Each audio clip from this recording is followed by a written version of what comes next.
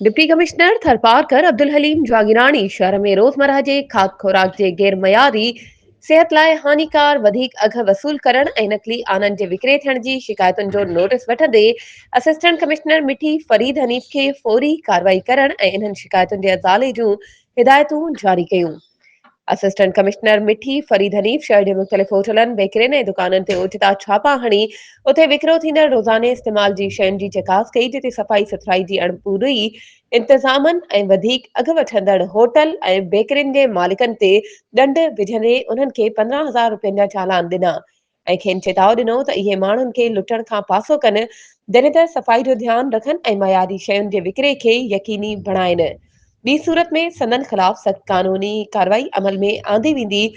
हुन चयो त कंहिंखे बि इंसानी जानुनि सां खेॾण जी इजाज़त हरगिज़ न ॾिबी।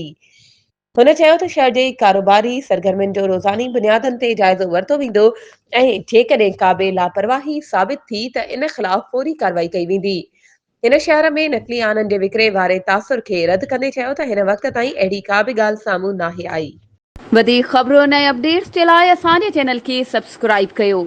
ऐं हा, बेल आइकन खे प्रेस करण न विसारिजो त जीअं असांजी हर नई अचण वारी वीडियो तव्हां ताईं पहुचे।